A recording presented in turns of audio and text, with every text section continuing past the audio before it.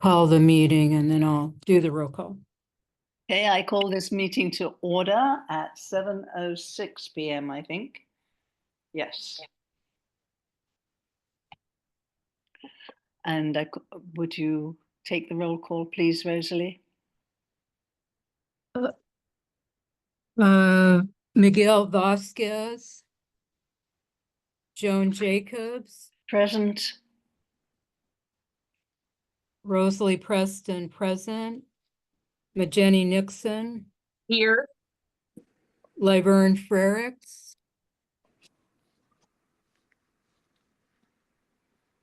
Laverne was here earlier, but.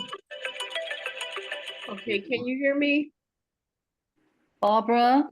Yes, can you hear me? Yes, we can. Thank you and welcome. Okay, this is my computer. I may have to jump. If it acts up, I might have to jump to my phone. But that's what Okay. I never declined anything. It just Sleepy Bear. Well, thank you anyway. It's good to see you. It is exactly what we want. Happy New Year to everybody. Okay, and we're proceeding with the roll so call. Yes, sorry. continuing on. So it looks like Here. Laverne Frericks dropped off. Nita Stonehawker. Present.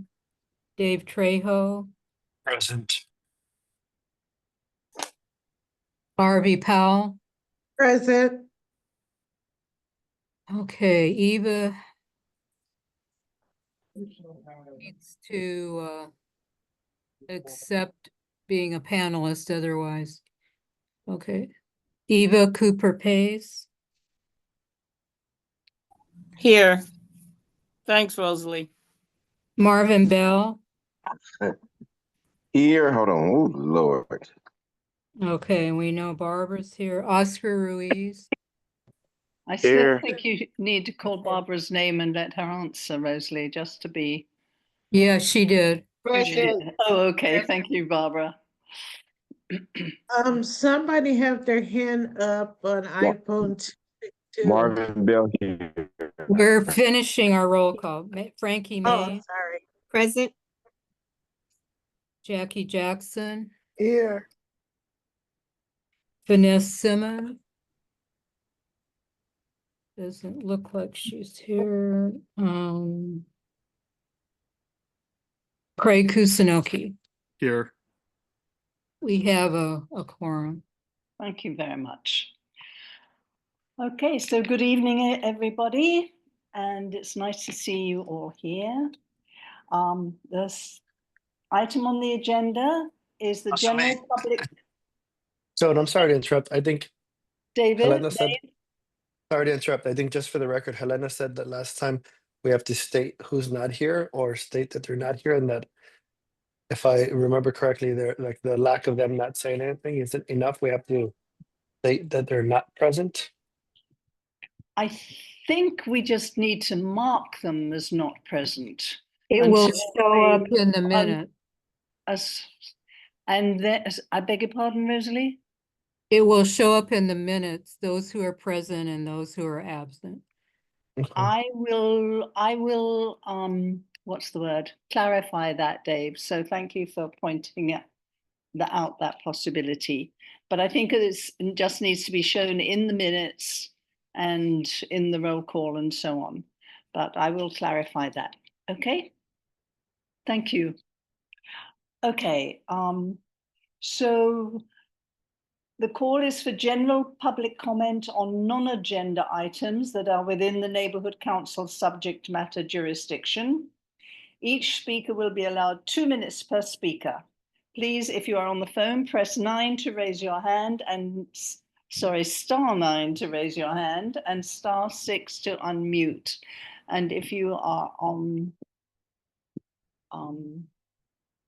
your computer or something, then I think you just need to raise your hand. Okay. I am looking to see if there are any hands raised. I don't seem to see anything at the moment.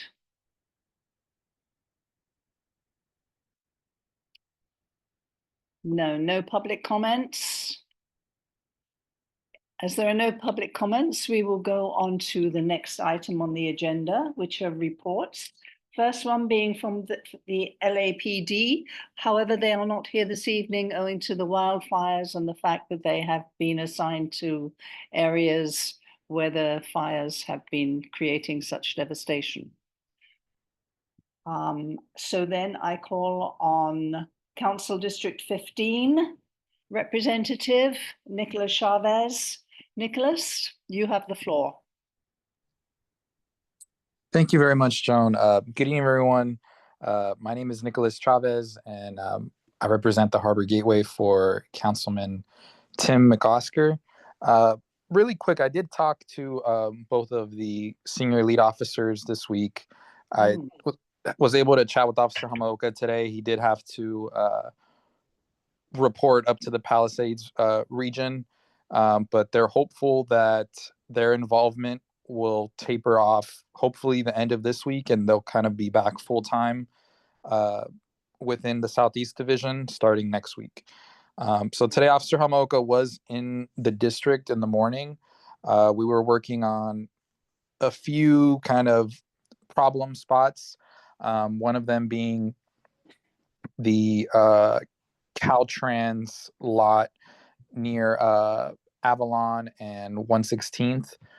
There's kind of just been vehicles there in the park and ride area that have overstayed their welcome, a few vehicles loitering.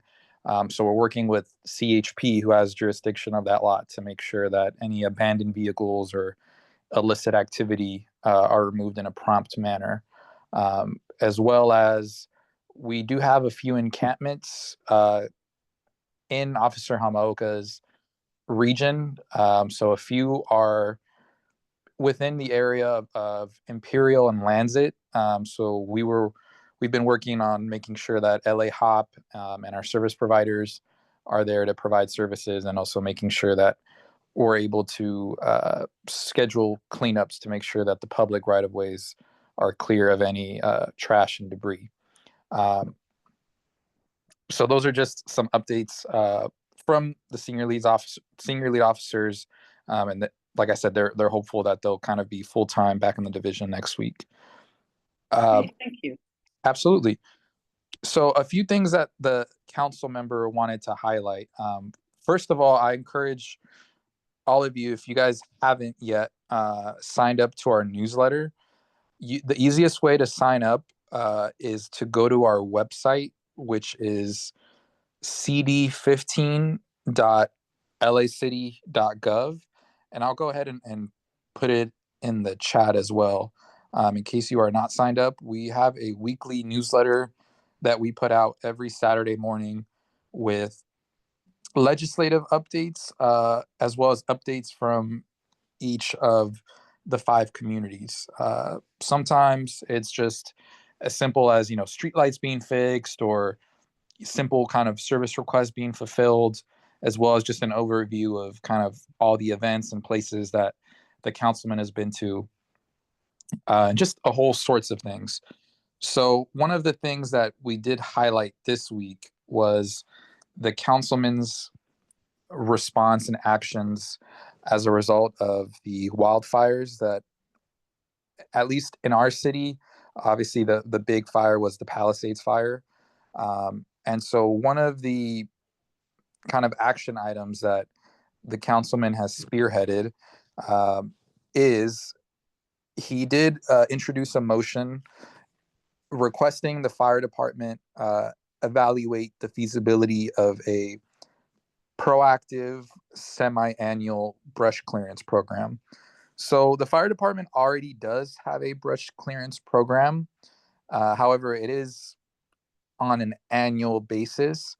And a lot of the times the brush areas are in more of the open space, kind of mountainous valley areas where they're more at risk of wildfires.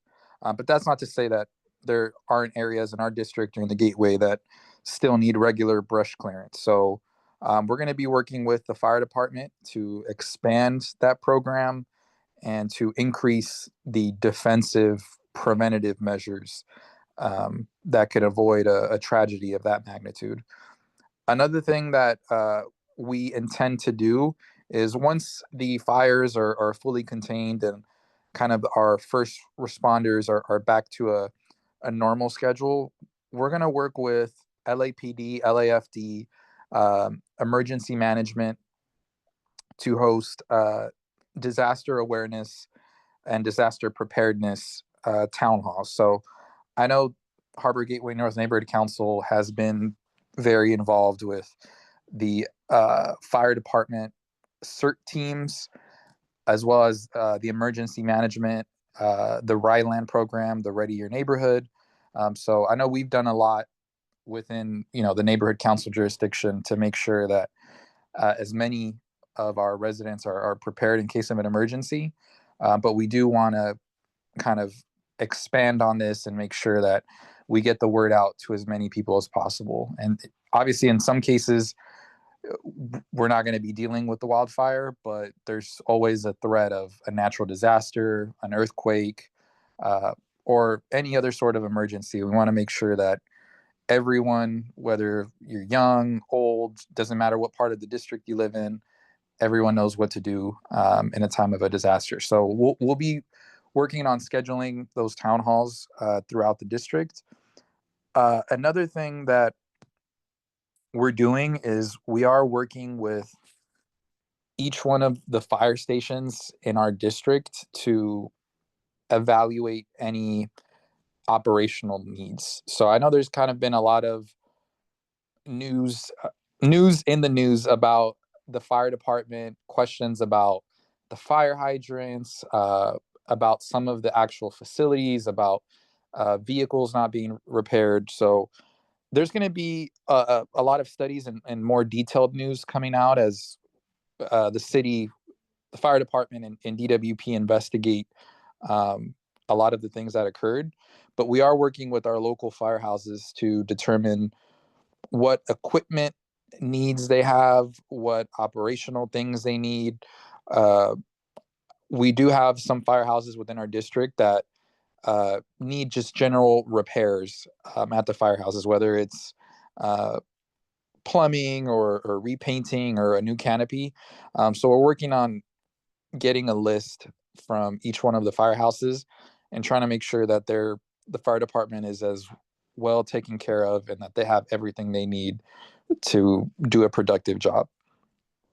And also we are going to work on making sure that we get the news out about fire hydrant checks, as I said. So it is something that the fire department and already does on a year-to-year basis. But as a result of what's been going on, we want to make sure that the public and everyone kind of in our district is well informed and making sure that we have faith that your fire hydrants and all the things on the city side have been maintained, that they've been tested, and that they're ready to go in case of an emergency. Another motion that we did introduce, which is another problem that we deal with every year, is fireworks. So I know we're still about 5-6 months away from July 4th, but we do see fireworks starting a few months before July 4th and also a month or two after until they kind of taper off back to a more reduced level. So the new motion that the council member introduced this past week, we're requesting that the city attorney work with the fire department and the chief legislative analyst to strengthen some of the ordinances that already are in place in regards to fireworks. So one of the things we're asking is to increase penalties for any firework related crimes or offenses, increase civil fines for property owners in regards to firework related offenses, and also find ways that we can collaborate with federal agencies to combat the smuggling of illegal fireworks. And we're also asking that we look the city attorney and the other departments involved look into the creation of restricted zones as well throughout the city. So those are just a few things on the legislative side that we're working on and that the council member is very passionate about. And we're hopeful that in the next few weeks and months, as we start to get report backs, that we're able to implement some of these things listed on these motions. And as a reminder as well, if you ever want to see what are kind of the motions being submitted by the city council and kind of where things are in the queue, you can always message me. If not, the city clerk website, that is how you're able to access the council file management system, where you can see all the motions submitted by any council members, as well as the updates. If the motion has already been to committee, when it has been scheduled for council, things like that. The website is a little bit tricky, so I can always, if you need some help kind of navigating it, provide it to you if you reach out. Another issue that I've been working on the past few weeks, along with the wildfires, is obviously they've brought in heavy winds. So in the Harbor Gateway North, we do have a lot of palm trees throughout the area. So our Clean 15 crews, as well as myself, we've been kind of driving around the areas that have palm trees, and there's a lot of palm fronds that are down. So we've been making sure to report those and get those picked up as soon as possible. One thing that I also wanted to follow up on from the last meeting was the issue on Gardena Boulevard with the auto repair shop and some of the trees that were taken out illegally. So I did submit the trees that were removed to urban forestry. I know they're very tied up personnel wise as well with the fires and tree emergency requests. So I don't have any updates on the investigation into that yet. But once I do have updates, I will provide them for you. And two more things that I wanted to discuss briefly. One, the Port of LA this week has announced their yearly community grant process. So they are hosting a workshop, and I'll have the date. They're having a virtual workshop on February 19th ahead of the March 24th deadline. So basically what this is, every year the Port of LA has a community investment grant program that is available to nonprofits to apply for funding for community related events, programs, and or projects. One of the only or the biggest requirement, I should say, to be eligible for this grant is there has to be a nexus to the port. So for example, whatever the nonprofit is working on, it could be related to navigation of water, to anything to do with maritime commerce, fishing, environmental preservation, any kind of marine animal studies, things like that. So any kind of nonprofit that has a function or a program that can be tied into port operations. So that workshop, the link and all the information, I will forward it out to you. We're going to be getting a little bulletin with more info, hopefully tomorrow morning. So I will forward that on to Rosalie to share on the neighborhood council newsletter, and it'll be on our newsletter as well. And lastly as well, I know last meeting I had talked about Caltrans doing some improvements along the 110 corridor at two spots in our district, one on the interchange of the 91 and the 110 freeway, the second being the interchange of the 110 and the 105 freeway. Next week on February 5th, they are having an in-person workshop to discuss the project and get some feedback from stakeholders. So I did forward that information. I forwarded to you, Rosalie, to blast it onto the neighborhood council newsletter. So that will be next week at, let me see. It's going to be at the Gardena, the Nakaoka Center, which is by Gardena's City Hall, from 6 to 7.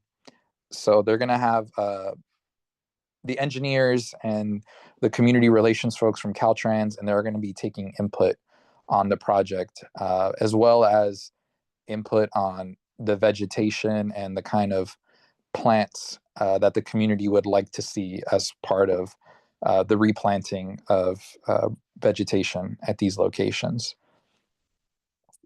So that concludes my report for today, and I'll open it up to any questions from the board. Thank you, Nicholas. I had one question. It's about the fireworks. A lot of the fireworks we hear are from the unincorporated part of the county, which borders our area. Is there any, are there any thoughts about interacting with the county to also outlaw those fireworks, or have some more, have the same kind of increased vigilance to stop them? Mostly, a lot of them anyway, are these horrendously loud bombs that sound as if they're right outside my house in my front yard, and they're probably a mile or two away. So the sort of cooperation between various parts of the county that really are bordering each other and having these nuisance problems from not necessarily their own part. Oh yeah, absolutely. And I know firsthand as well the issues with the fireworks that kind of arise in the unincorporated areas, Right. where I used to live on off of Alondra and Figueroa. That was a big problem, especially on the weekends, the takeovers and the fireworks. So I do know that, within LA County as well, and I'll let kind of Casey talk more about it, but fireworks are, outlawed and illegal. It really is more of a kind of a enforcement, working with the sheriffs and making sure that they're able to respond to, these takeovers in the industrial parts. So it has gotten better. We did work with, a few months ago, we had a big issue off of Figueroa and 157th. And we haven't seen kind of the takeover / firework crew return to that area. But I know they're kind of they've kind of moved all over the place now, in and out of the city, in and out of the county. So we'll be sure to work with Compton Sheriffs, who covers that area just east of our boundaries, to make sure that when the fireworks start to ramp up again, that we're able to kind of work together. So I'll make sure that we collaborate, and legislatively, I'll let Casey speak more about. I'm not as familiar as some of the penalties that they have, but I do know that it's outlawed throughout the unincorporated areas. It's just a matter of enforcement. Okay, thank you very much. Okay, are there any other questions for Nicholas? I have a question. Eva.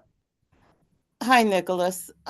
You mentioned that they were going to be doing closer inspections for fire department for their needs and their equipment and all of those things.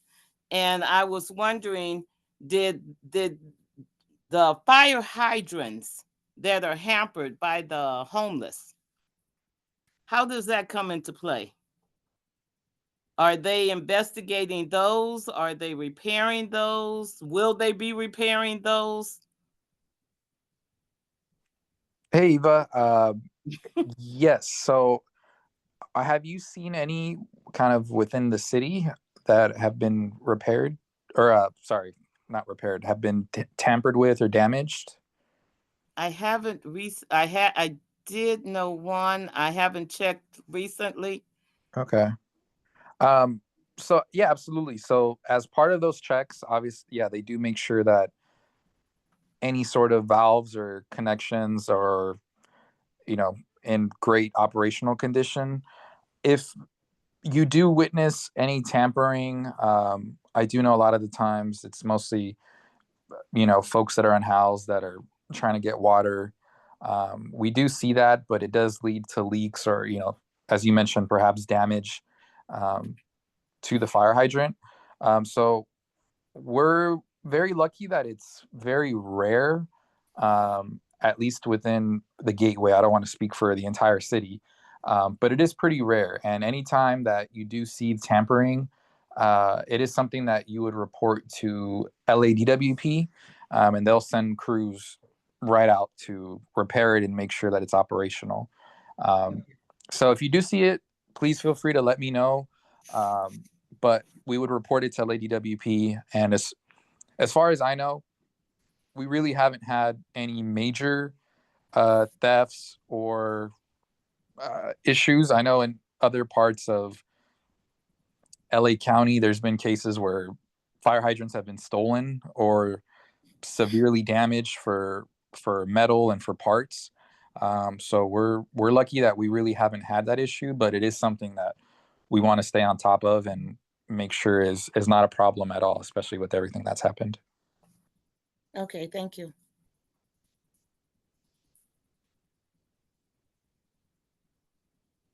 Thank you, Nicholas. Thank you. And there doesn't seem to be anyone else, right, with a question. And Yes. Joan, just before we Yes. move on, I want to note that Laverne Frericks was able to rejoin us during Nicholas' talk. Great.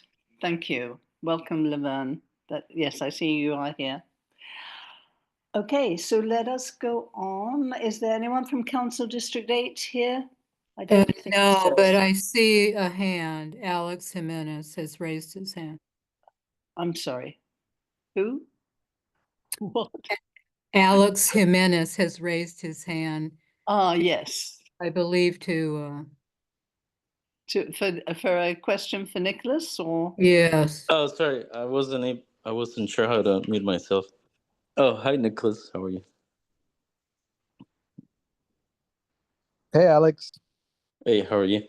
So, just a quick question on the fireworks. It's technically legal to do fireworks in the whole city of LA, correct? I think it was an ordinance passed last year prior to the previous 4th of July. Is that correct? No, it is. Like any possession or actually blowing fireworks? Or am I misunderstanding? Possession of legal fireworks, definitely. Just Let me get fireworks the in general. ordinance. Yeah, let me look at the ordinance, and I will send you the language. It's been illegal to set off fireworks in the city of LA for many years. Any firework, legal or illegal, unless it's a city or some organization which has permission to do that. Oh, so maybe I don't recall what this ordinance was from last year then. Oh, so if it's all right, so with that said, does it constitute an emergency and that if I call 911, will patrols actually come? If you call 911, they will not come for fireworks, and I don't encourage it unless it's whether there's like a fire or obviously a need of an emergency. What LAPD normally does, they have a tip line where they encourage folks to report fireworks. And so normally what LAPD does in conjunction with the city attorney, areas or houses they receive a lot of calls, complaints, tips, we'll normally send a kind of like a warning letter saying, hey, we have a lot of feedback and your house or property, is basically on the watch for firework activity. So it's almost a warning letter. And with the data that we gather from that firework line, LAPD kind of proactively looks at those areas for enforcement. That they actually drive around, or that they just send the letter? Because Both. last 4th of July, I mean, was crazy. So I can assure you that there was no patrolling. Yeah, so they try to do this proactively because there are, even with it being illegal, there's still so many people that set them off, especially on the actual day of 4th of July. But as I said, it basically really kind of starts at least a month before, and it keeps going until almost a month after. So they do the best they can to kind of enforce the problem spots as much as possible. And I will look for that link as well. And if you have a neighbor that is kind of setting off fireworks, even right now, being in January, we'll make sure that we report that, and that LAPD gives them a visit.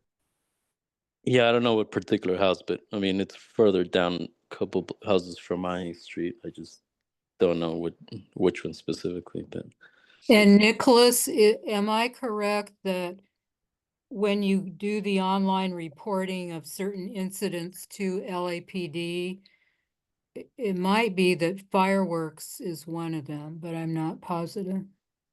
That would be another way of documenting a particular house, if you could identify it. Yeah, I'm not sure of. I'll have to check in with Officer Martinez on that, but I do know they normally have a separate website apart from kind of the police report portal to just report firework activity. okay, thank you. I do have another question.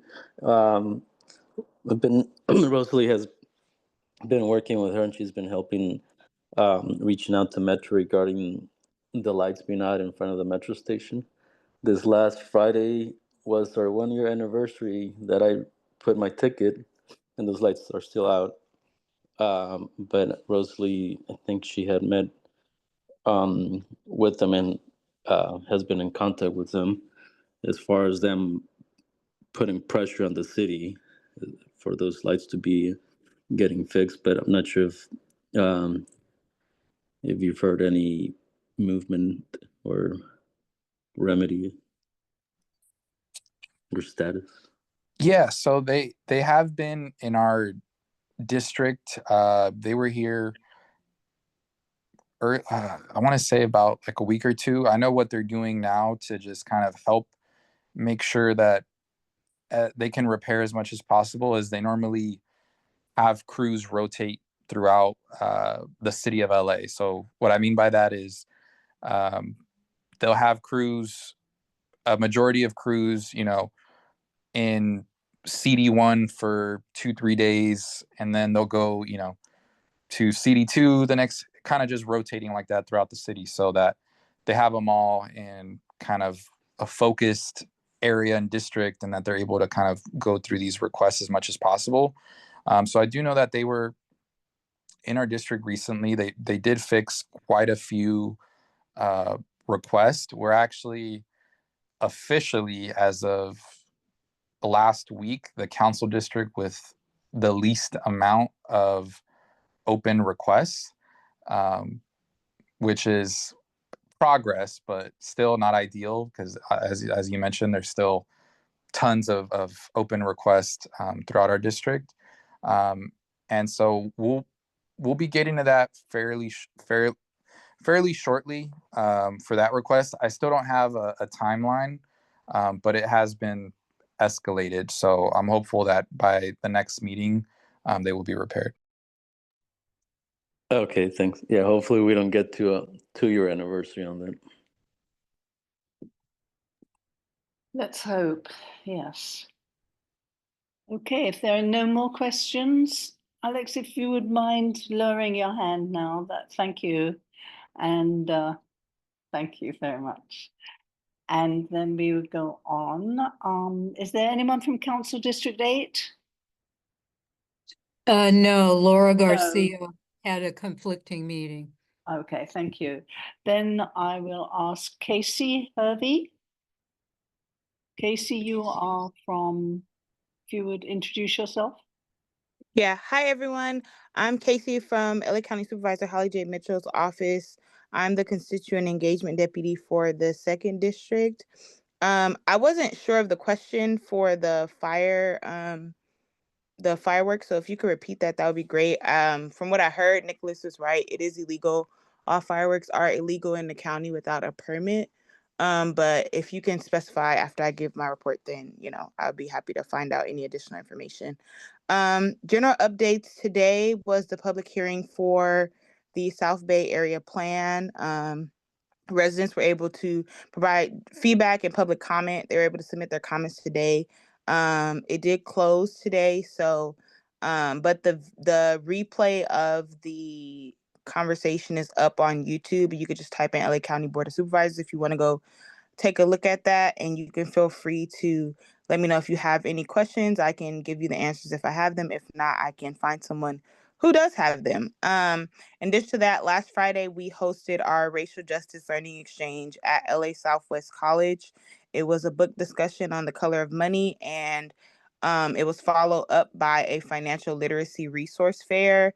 It was a great event. Our next Racial Justice Learning Exchange will be hosted on February 26th, and it'll be a conversation on eminent domain and the freeway. So if you are interested in that, I'll make sure that you all have the flyers for that. That'll be February 26th. That's a Wednesday at 1 p.m.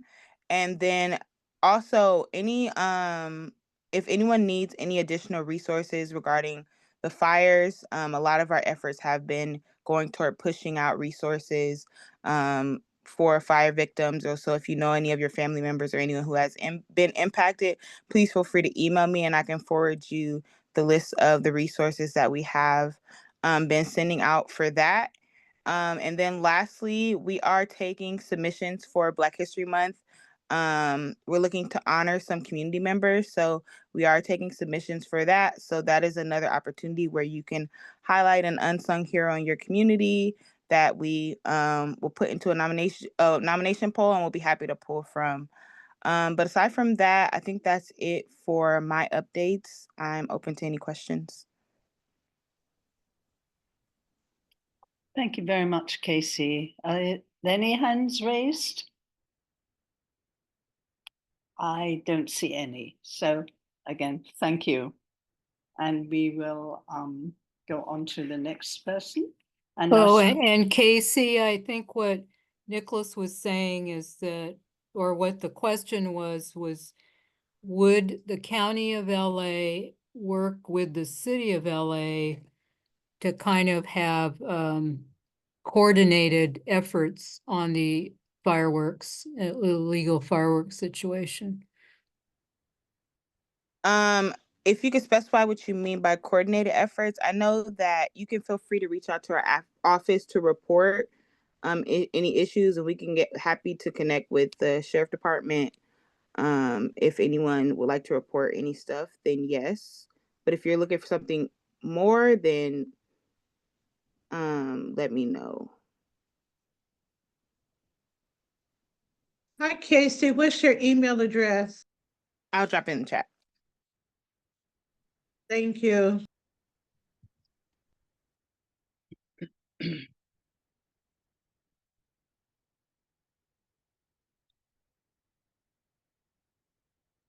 right. Thank you again, Casey. I think, okay, I'm going back to the fireworks question. My question was, in a way, was will the county work as hard on what's the word, paying attention to the illegal fireworks problem, as it appears that the city, or at least our councilman is working? If you can Yes. work in coordination with each other. Thank you very much. Yes. Okay, going on then to item number 4 on our Oh, agenda. hold on.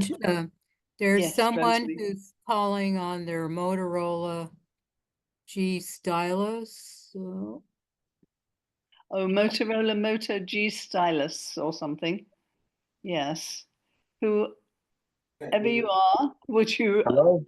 yes. Hi, good evening, everybody. I'm actually here with my father, and I'm helping him translate and understand all the stuff that's going on. And his only concern was, we live right by the 105 overpass, and the lights under the freeway have been out for a very long time now, and it gets dark, like dark, like to the point It- where you can't. is that the 105 and Main Street or which overpass? 105 and San Pedro. I mean, honestly, the whole 105 is pretty dark. Main, San Pedro, and Broadway gets dark. But yeah, how can we just go about and figuring how we could get that fixed and situated? Thank you very much for letting us know. Yeah, of course. Thank you for listening. Yeah, not at all. And Nicholas, you have that, right? That's Yeah, on I'll your- make a note of it. I'll make sure that there's a ticket in. So I'll get back to you. I'll put my email in the chat. I'm not sure if he's able to see it because he's not a panelist. Right. Okay. Well, maybe we could put it in the in the minutes or send it out in Okay. a message. Rosalie, what do you think? I'll just announce it. It's Nicholas, Okay. NICHOLAS dot I, initial I, dot Chavez, CHAVEZ, at lacity.org. And I'm assuming you got a flyer for our meeting. And Right. if so, you can always. Sorry, did you get a flyer for the meeting? Sí, te dieron el papel para el meeting, right? Sí, para el meeting. Yeah, we have it. Yeah, the You do? Harvard. Okay. Yeah, So we have it. Okay, it has our telephone number and our email. So Okay. just in case you need that. And we And then, apologize. No, it's okay. Hold on a moment, Rosalie. Yeah. We had another question. Okay. Oh, is there I guess he's wondering about a program for ADUs in the city of LA. We're going to be having a speaker mentioning some support for that. Okay, perfect. And in this same meeting, right? Yes, it's coming up Okay. now. Okay, perfect. Thank you. Yes. And we apologize that the Spanish language translator didn't get set up as it should have. No worries. Thank you though. Appreciate it. Thank you very much for your input. Okay, now I will call that now speaker for the neighborhood housing services. Okay, sorry, Patty. The street lights. Sorry, who's speaking now? Okay, Patty has her hand up with a question. Patty? Ah, okay. Yes, Patty, go ahead. Patty. What is the problem, Patty? Will you go ahead? You have your hand up. Patty. Can you unmute yourself?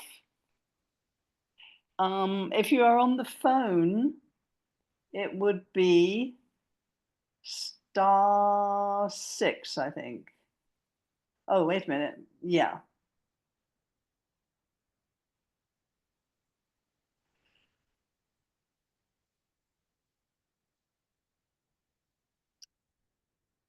He doesn't seem to be able to unmute.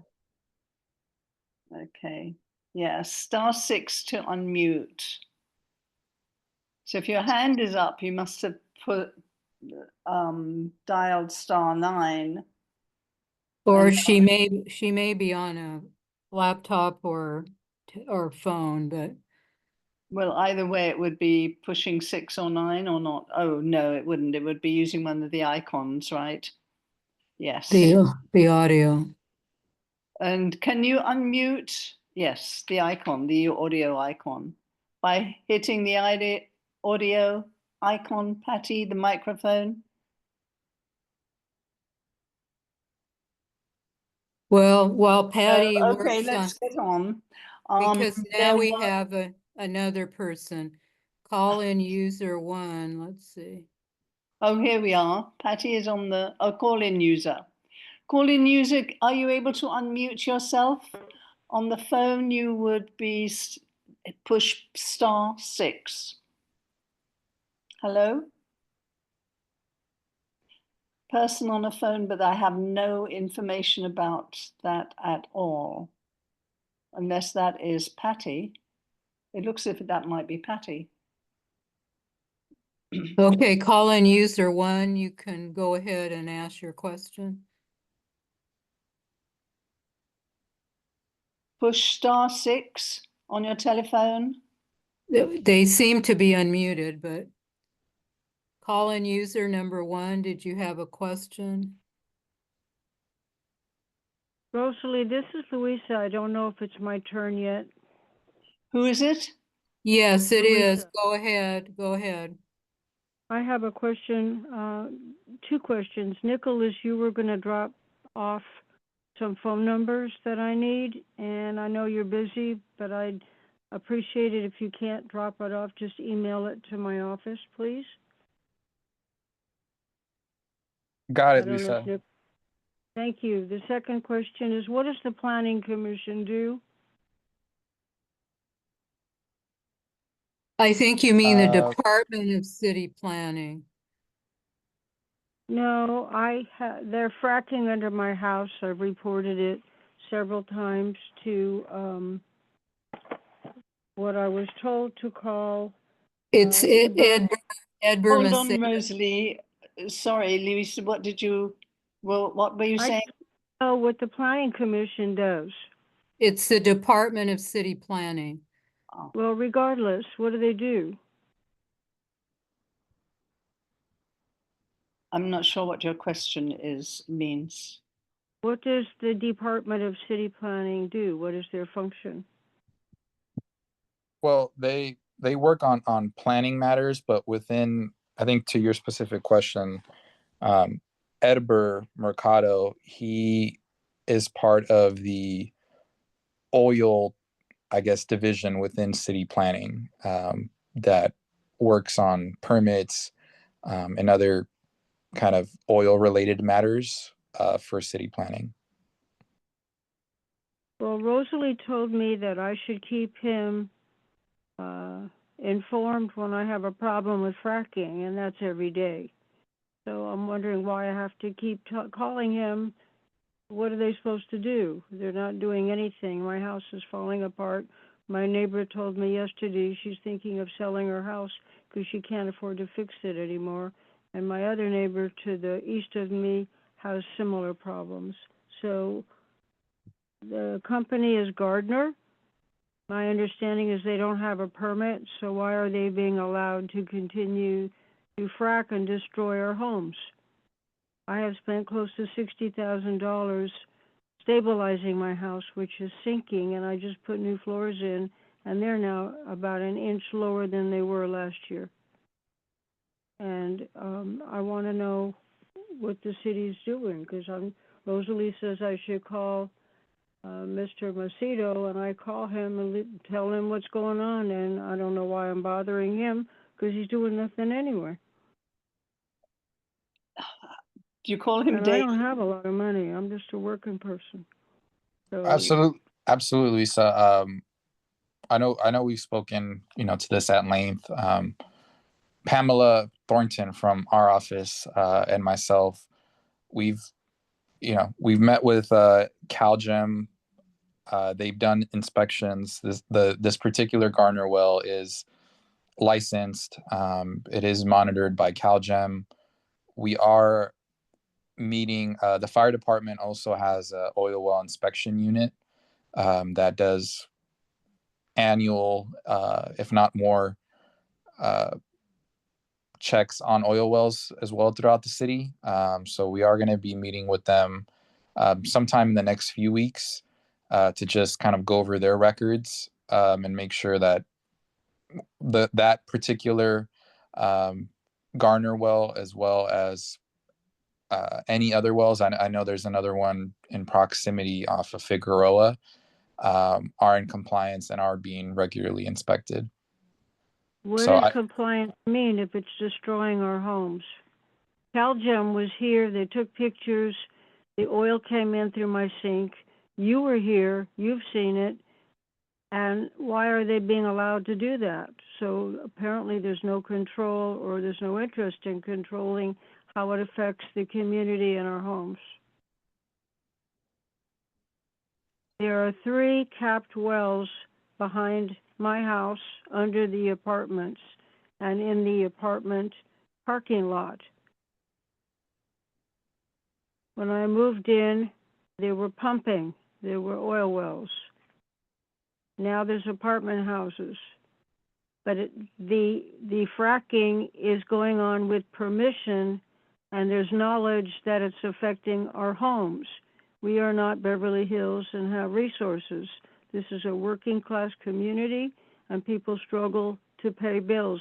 My gas bill was close to $450 yesterday. It came in just for January. So I realize that it's not affecting everybody in the neighborhood, but it's affecting enough of us. Okay. So Thank you. I'm wondering why it's okay. And Thank why you. We will- city to allow it to continue. We will try and look into it further. And I'll give you a call tomorrow, Lisa, as well. We can keep the discussion going. Okay. I don't want to keep bothering you for talk. This has been like this for several years, and I don't want to have the same conversation, because if you can't do anything, I need you to be honest with me, because the oil has a lot of influence in the state of California and throughout the area. So if this is going on and people are just looking the other way, some of us can't look the other way, because my bathtub is sinking, my walls are cracking. Thank you So, very I much. mean, I just want to have the same We do need to conversations move over and over on. again. I think certainly this evening there's not much. I think we've really understood what's going on and how horrible it must be for you. Rosalie knows I frustrating. call her pretty much every week. Yes. Could we do need to go on, I'm afraid, in the interest of time, but if we can talk further, that would be very helpful, and see what more could be done about it, and let you know if nothing can be done about it, or there's no possibility, then we hear that you would like to know that, because you need to plan for your future. So thank you very much. And we will go on to the next item at this point. Well, now there's another person, Patty Perkins. With her hand raised. Okay, is Patty now able to speak with us? Patty Perkins. You are still muted, I think, Patty. Excuse me. Hooray, good. Yeah, I was on another laptop and I had to switch to my phone. So that was an accident for my hand to No being problem. raised. Thank you Yes. so much. Excuse me.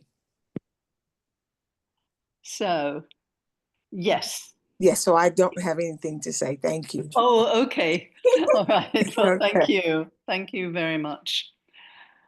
Okay, going on to item number 4, which is our speaker from Neighborhood Housing Services for services for low-income home buyers, support for home improvement, and ADU construction, etc. The floor is yours. Good evening, everybody. Good evening, Danielle. Thank you. My name is Danielle. I'm from the Neighborhood Housing Services, as they said. Just give me a moment. I want to share my screen with you guys so you can see. Oh, it doesn't allow me to. Okay. Is there a way that I could share my screen? If not, it's okay. I could just go through all the programs. I know the visual aids. You should have it, the ability now. Okay, cool. All right, cool.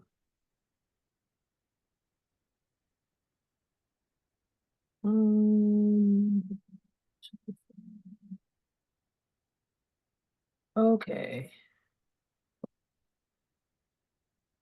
Yes. Okay. So again, my name is Danielle, and I'm a community engagement coordinator for the Neighborhood Housing Services. The Neighborhood Housing Services is a nonprofit organization that helps families to buy, keep, sell, or fix their homes. In any aspect of home ownership, we have some programming and services to assist community members. We're a nonprofit lender. We're a not-for-profit lender, um, dedicated to developing and as well as providing the services that I mentioned before. We've been doing this work for 40 years. We just celebrated our 40th anniversary last July. We had a lovely gala for that. And here on the screen, you can see some of the statistics of the work we've been able to do within the past 40 years. I'm gonna run through it because I know I don't want to go through the fluff. I want to mostly show you guys the services that we have that can help you guys. But we practice what we call a full cycle lending model, which is what that little infographic on the side shows, which basically just means that we just provide wraparound services to help assist families. So we offer financial counseling through like free workshops online via Zoom. Sometimes they're in person to teach about whatever service you're inquiring about. We have those workshops for that. We offer affordable lending services, project management. We connect people with real estate services, whichever kind of real estate services they might need. We offer some neighborhood revitalization and advocacy through a number of different programs that we use just to be in the community and provide different resources outside of the homeownership resources that we have. And this just breaks down the specific programs we have, the workshops, including our Hope Workshop, our Fast Track class, and a couple of other programs. They definitely shift throughout time depending on what's available, which I'll show you more about towards the end of the my presentation. Here's a few of our redevelopment projects that we're working on. Here's our Hope Villas. This is in Compton, and it's just a digital rendering of the buildings that we're planning on developing. They're affordable housing. They have urban farms, solar panels, community garden for the people living in that area, as well as a number of other amenities that are meant to be sustainable and support the people who live in that facility. We also have our Manchester urban homes. This is like a big deal that we were able to do this because it's in a lot on Manchester and Broadway, located in South Central, that has not been able, like the community's been wanting to develop that lot for something that's actually useful for like 30 years, and we were able to partner with Abode Housing and actually develop that housing. And we broke ground last November, I believe. But yeah.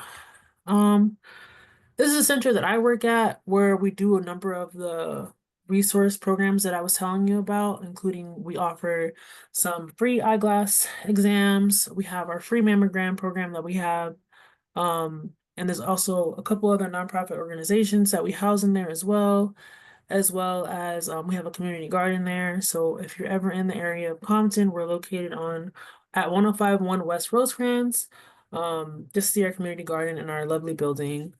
Yeah, so this is our contact information. Now I will get into the good parts, which will be the our main programs that we have right now, just so you guys can ask me the questions about that. So can you see this part of my screen? I think you should be able to see it. Yes, we can.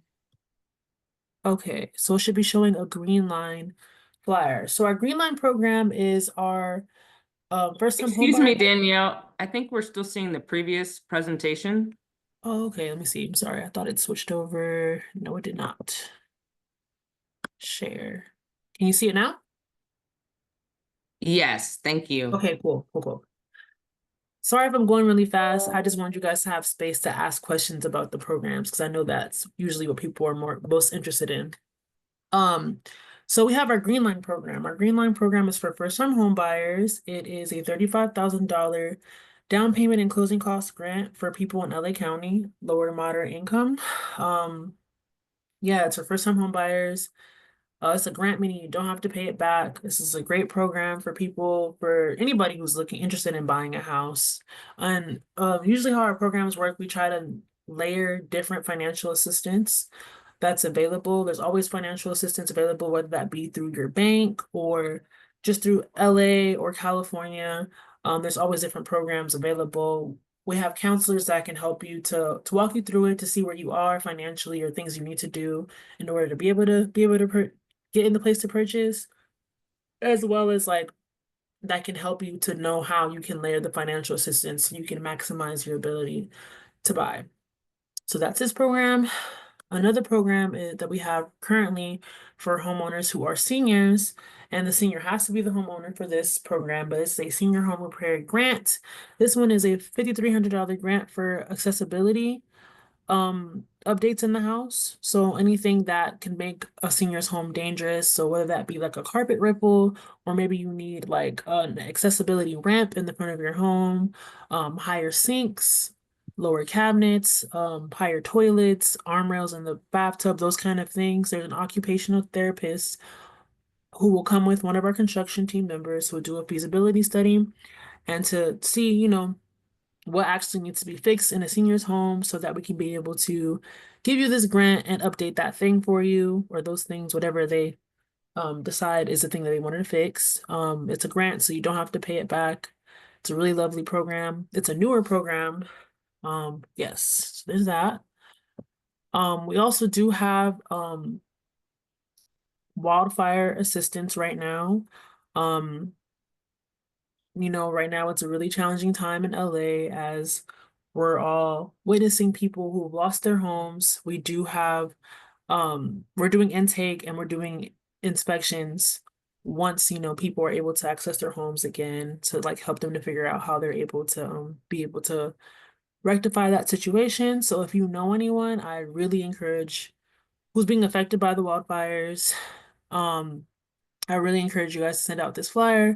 And with all the flyers that I have, I will be sending them to the board members so they can distribute them to you guys if you're interested. So sorry, this thing is in the way and I can't go to the next thing.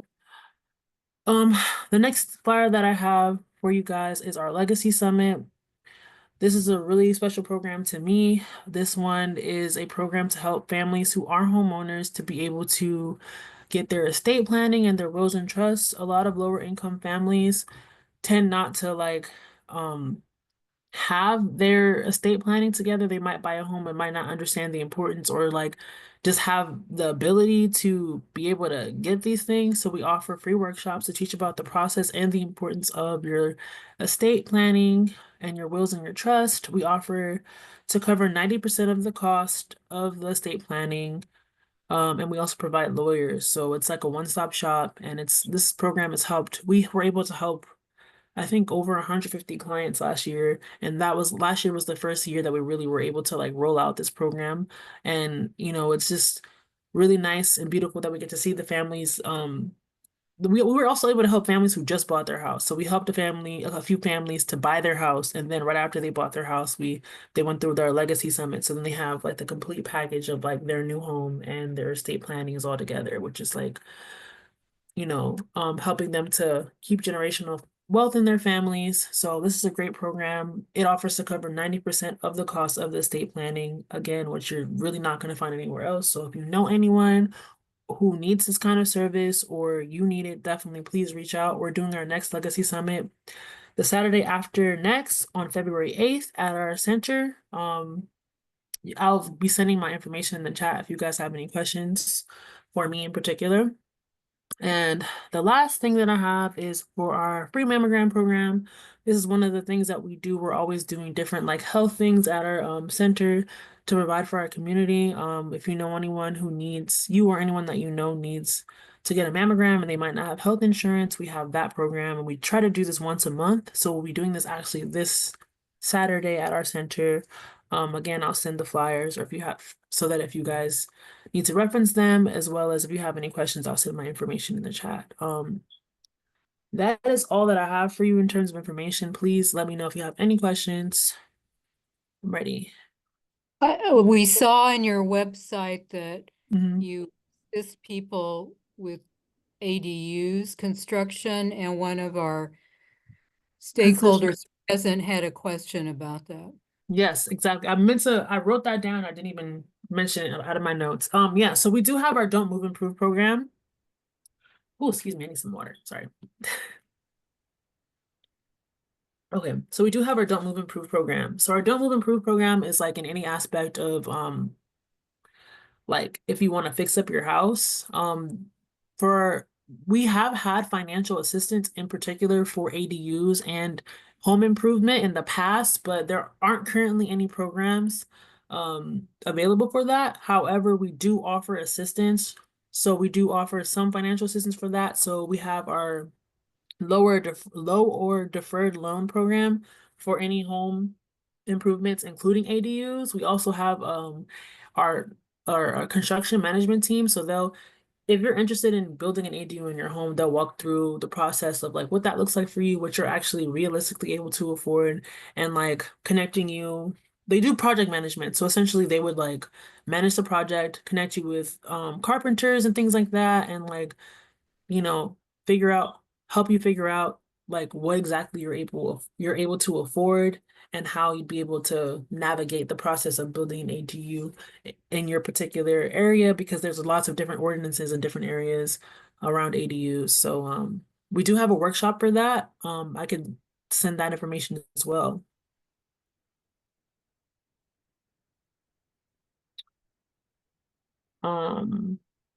Maj? Yes, it's Madge. I had a question Madge. about the Green Line program. Can you go Mhm. back to that? Yes, ma'am. And I just wanted to clarify, this is all LA County? Yes, the Green Line program is for all of LA County. And is this a new like 2025 program, or how long has this program been around? So if I can remember correctly, I think this came out, I want to say like late 2023, either late 2023 or 2024. So this is a partnership with LA County. So this is not, it's in partnership with LA County that this program came out. Yeah. Okay, and do you know if there's like a certain threshold or limit on the There, price of the house? Like, is it only for houses that are like under $500,000 or $1 million so homes? Like, is there? there are no thresholds on the price of the house. However, there are thresholds on like your income, which is low to moderate income. I don't have the numbers on that, and I'm also not able to speak to that because I'm not a counselor. So if there was a particular person who was interested in this program, they would definitely have to come to the workshop, our Hope workshop, so they can speak with the counselors, and then B, if they were really like, I really want to go through with buying this house, I'm ready, they would sit with the counselor, and the counselor would go through their finances with them to see like how they're able to utilize this program. Because it's not necessarily that there's a a cap on how much the house can cost. It's just more so there's a cap on their specific guidelines, or where how much your income could be. And so if your income's a certain kind of way, then that Right. yeah. Okay. Yeah, this is excellent. Thank you. And two, like I said, there are a lot of programs like besides this. So this is just like a program that we have in partnership with LA County. There's other programs as well as, like I said, like when you sit with the counselor, they're gonna do research to find what other programs they could apply to your situation, because not all the programs can work together. So they might sit there and they'll be like, oh, well, Habitat of Humanity has this grant and so has this grant. There's a lot of money out there for home buyers. Thank you, Danielle. And Danielle, I want to mention that we're holding our voter registration event next Saturday. So maybe I can swing by your office on Rosecrans to pick up some of the flyers Or if you email, we could run some off so that we would have them for our stakeholders who stop by for that event. They would. Yes. So there is a registration for that event. But I will send the flyers over to you.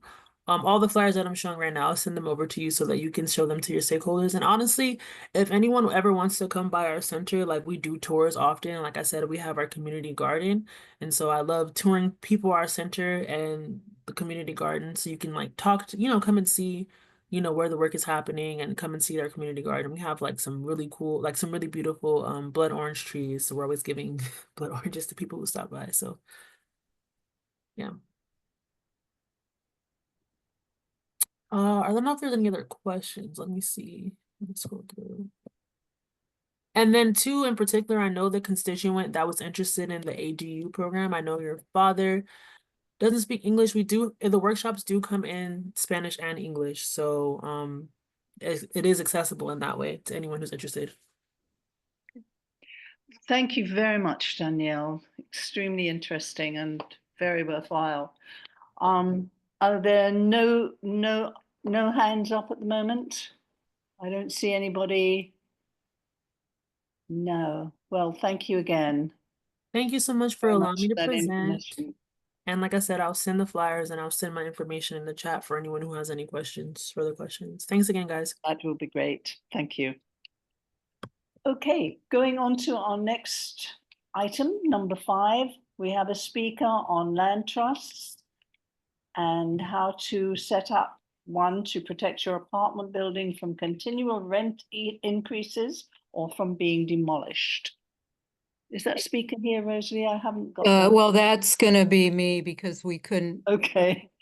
Anyone else, just gonna be a few minutes, but. All right, thank you, Rosalie. But meanwhile, one of our stakeholders, Glenard, raised their hand. Yeah. For I don't see anything. Oh, Glenard, yes. Glenard, did you have a question for Danielle or a different question? Hello? I think you are unmuted. Oh, that's okay. I'll just listen to what you have to say for right now about the, what are you getting ready to speak on? Community land trust? Yes, that's what I'm interested in. Okay, all That right. is coming up right now. Thank you, Rosalie. You have the floor. Thank you, Glenard. Okay, so we've had in the Harbor Gateway North area, we've had 2 apartment buildings that were very affordable. People had lived there for a long time. One was a 4-plex on Central Avenue at 119th. It was sold to a LLC or investment type company, and they noticed the 4 apartment dwellers that they were going to be evicted. The eviction process took a long time, but about a year.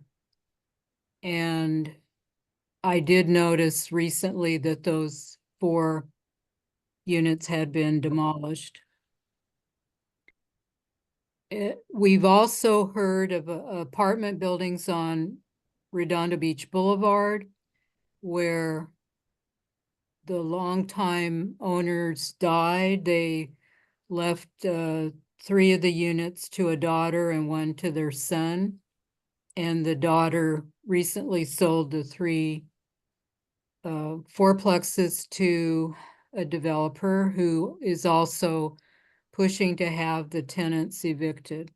So one of the things that some similar type apartment dwellers have done in various parts of the city of LA is they have managed to find a way to buy the apartments and then change the ownership to a community land trust.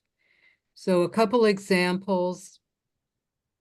are in Baldwin Hills. The Corbett Apartments were purchased from Boston University, who had become the new owners when a person died. And they were purchased by Liberty Land Trust, which is based in the Baldwin Hills, Crenshaw area. Another was in Koreatown. The Senoras for Housing is a co-op that now owns a 4-unit apartment that the Beverly, Vermont Community Land Trust purchased from the previous owner who was going to evict them.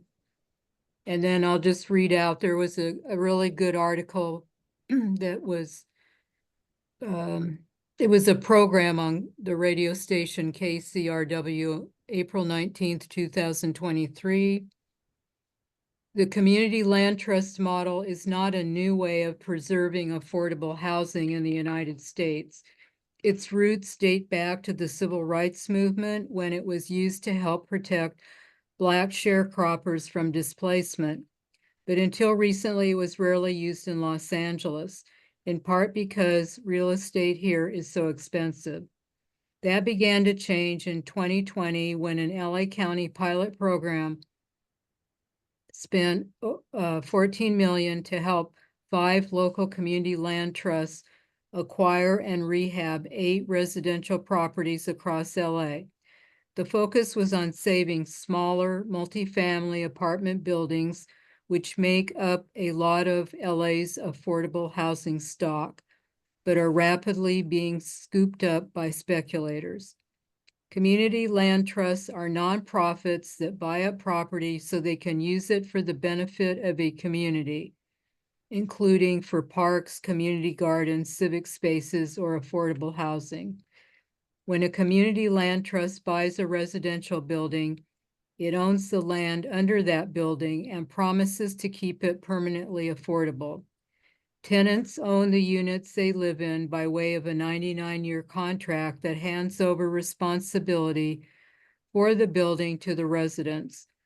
Usually those tenants pay rent into a common fund and form a co-op that makes decisions about remodels, community rules, and repairs. In some ways, it's similar to a condo conversion. But the goal is not profit, it's community building.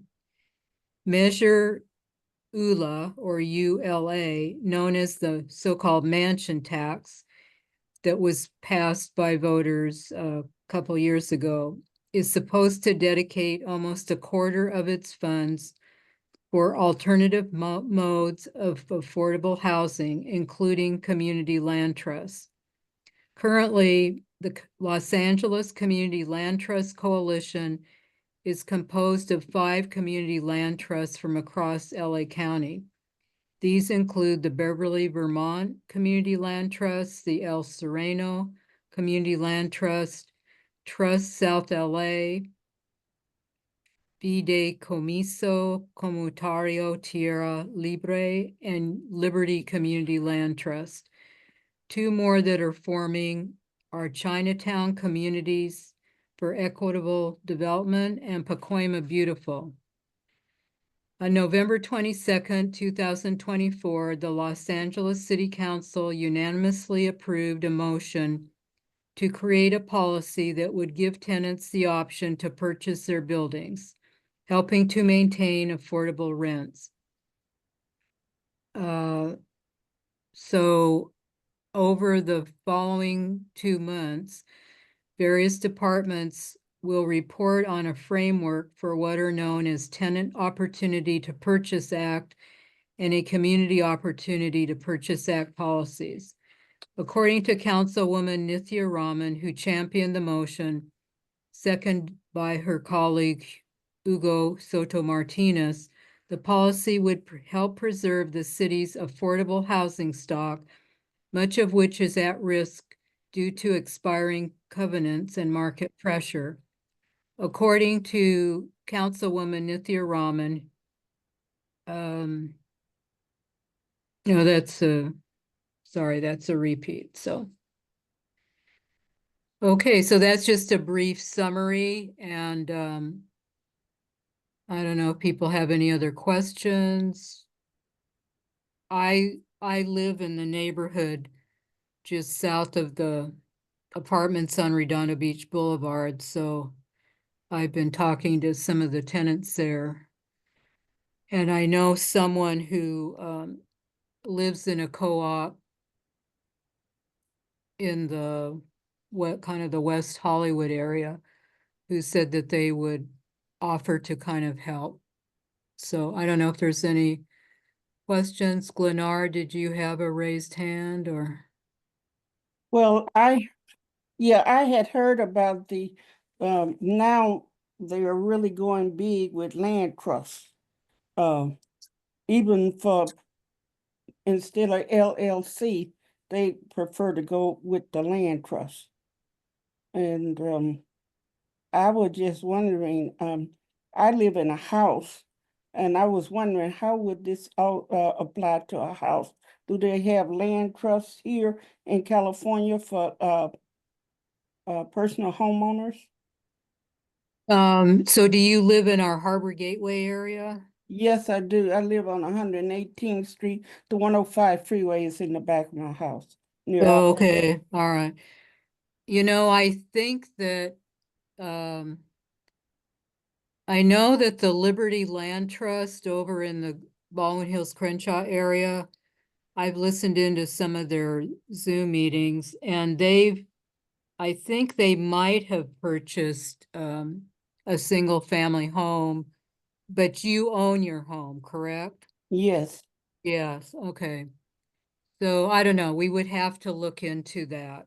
But are you thinking of for your family when you pass it on type Yeah, thing? yes, I am. Okay.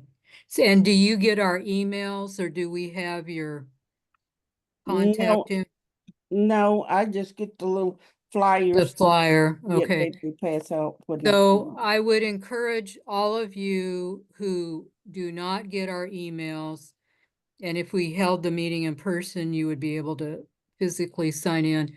But I encourage you to use the telephone number on our flyer or the email to contact us with your contact information so we can,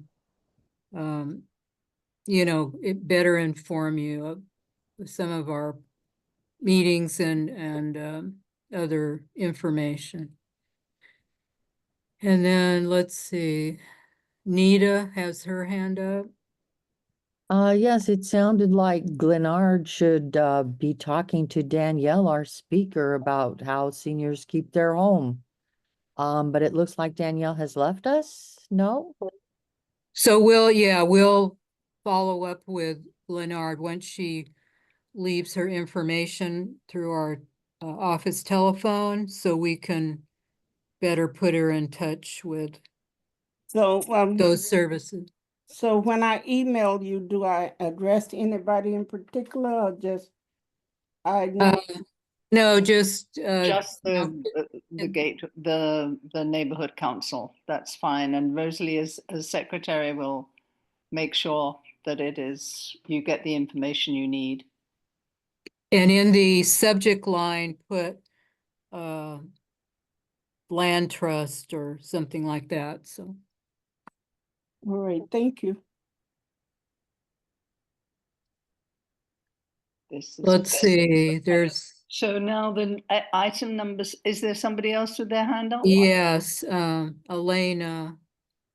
Okay. Elena, can you unmute? Thank you. Good afternoon. My name is Elena. I've been living here in the city, borderline Gardena, LA. I was one of them that Rosalie mentioned about the some people that somebody does purchase the house.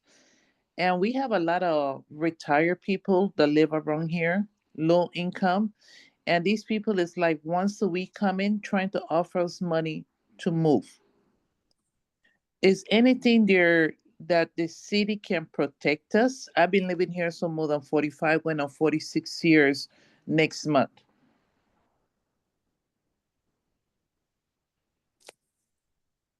Can you hear me? Nicholas, if Nicholas is here, he may know something about that. Nicholas, are you still here? Yes, I'm still here. I'm sorry. Can Yeah. you repeat the Is- question? My question is, I've been living here, so this apartment 45, next month gonna be 46 years. I understand that the owner, they give the house to his daughter. The daughter does sold the house since the beginning of November. The owner does came 6 days after trying to offers money to move. My thing is, as a tenant, I just retired 2 years now, and what I'm paying here, so I can manage with my social security. But to move is going to be expensive. Is there any law that can protect us? Because what he wants to do is demolish the apartment because it's a 4 unit, so he can do more. And he had the nerve to tell us, "Oh, we will do it. We want to demolish and everything and turn it over to Section 8." Is there anything that legally y'all could look into, like why these people are buying these apartment where they can get more unit to turn it over to Section 8? Is everything about money? What happened to us that trying to live the right way and not being homeless, being on the street? Absolutely. I totally understand where you're coming from. So in the city of LA, we do have extensive renter protections. Um, we have a department, the Los Angeles Housing Department, that basically handles all of the concerns that you're documenting. So if you feel, it sounds like you feel perhaps the new owner slash landlord is pressuring you or perhaps kind of setting the groundworks for a possible eviction.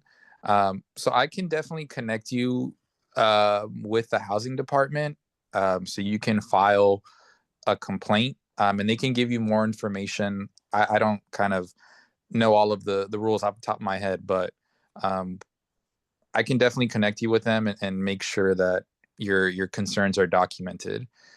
So if you'd like, I can give you my email, my phone number, whichever you prefer, and you can give me a call tomorrow and we could chat some more about it. And I can, I have Elena's contact, so I can Okay. also send her your information. Absolutely. And we have, there's obviously always a lot of movement in the real estate industry, but the housing department does investigate any concerns of price gouging, of illegal evictions, um, all of those types of things to make sure that tenants are protected and know their legal rights. So I can connect you with them and make sure that you have all the information you need. Thank you. But if you don't hear from me, I'm getting ready to leave the country on Saturday. So I won't be back until the middle of March. So when Rosalind give me your information, if you don't hear from me, I don't want you to feel that I don't want to get information. It's just that I will not be here for 5 weeks. Understood. Okay. And I really pray and hope that, I know y'all really can't do that much, but to me, I feel that we need to protect everybody that's in an apartment right now that's paying their rent, not getting evicted, because you have all these people around here so that barely can afford. Then they have to move and go somewhere else. We're gonna end up right here off on Figueroa and Redondo Beach Boulevard. If you come down right now, you should see how those people out there so homeless. And we try not to be one of those people then, because I don't want to go live somewhere else. But it's not fair that these people ain't coming buying all these apartments so they can demolish, make more apartment, and then turn it over to Section 8. That's the part that I don't like. Why turn it over to Section 8? Because you're looking for money. Not everything is money. Yeah. Elena, thank you very much for your input and your question. Thank you And for listening to me. not at all. Do you mind putting a hand down? Can you lower your hand? Yeah, I'll do it now. So that I don't get confused. Okay, I'm gonna try to do. Okay. Okay, thank you both. Thank you. Okay, so now on to item number 6, board election. That is the 2025 board election for this neighborhood council board. Their voter registration is now open. There will be a voter registration event on Saturday, February the 1st, which is this coming Saturday, with free shredding of your personal papers. and information on creating a go bag for emergencies.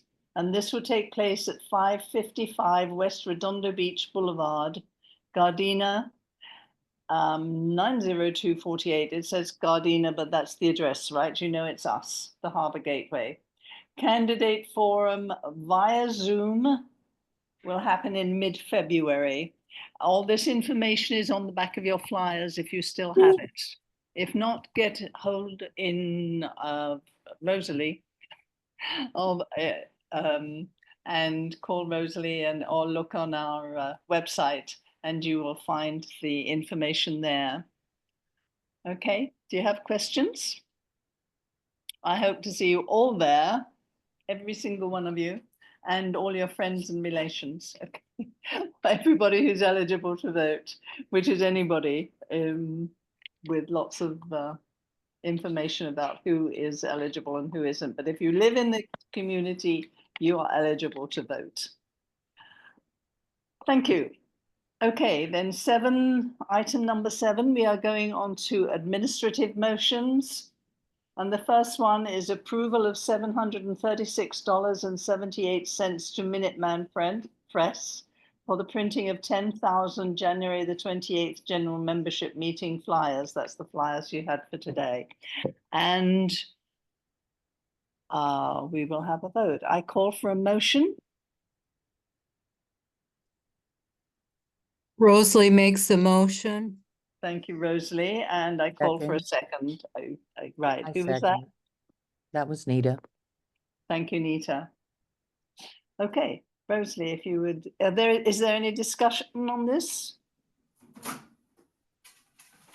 Eva, did you have a question or a comment? No? Okay.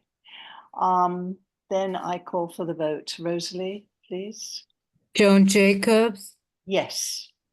Rosalie Preston, yes. Majeni Nixon, Yes. Laverne Frericks, Yes. Nita Stonehawker, Yes. Dave Trejo, Yes. Harvey Powell, Yes. Eva Cooper Pace, Yes. Marvin Bell, Yes. Barbara Tyson Frazier, Yes. Oscar Ruiz, Yes. Frankie Mays, Yes. Jackie Jackson, Yes. Craig Kusunoki. Yes. Motion passes. Thank you. Then the second item is approval of the $1,575 to Walking Man for delivery of 10,000 January the 28th general membership meeting flyers. And I call for a motion to approve this. I make a motion. Barbara Thank you. Tyson. Thank you, I Barbara. second Madge. Thank you, Madge. And are there any questions or comments? Okay, then I will call for a vote. Rosalie? Joan Jacobs, Yes. Rosalie Preston, yes. Majeni Nixon, Yes. Laverne Frericks, Yes. Nita Stonehawker, Yes. Dave Trejo, Yes. Harvey Powell, Yes. Eva Cooper Pace, Yes. Marvin Bell, Yes. Barbara Tyson Frazier, Yes. Oscar Ruiz, Yes. Frankie Mays, Yes. Jackie Jackson, Yes. Craig Kusunoki. Yes. Motion passes. Thank you, Rosalie. As there are no other items on the agenda, I will adjourn this meeting at 8:40. And thank you everybody for participating. And thank you very much to the speakers for your Thank time. you. Everybody have a happy, prosperous new year this year. Yeah. Thank Good you, night, Bob. everyone. You too. Have a good night. Good night, everybody. Bye-bye. Good night. Good night. Good Bye. night.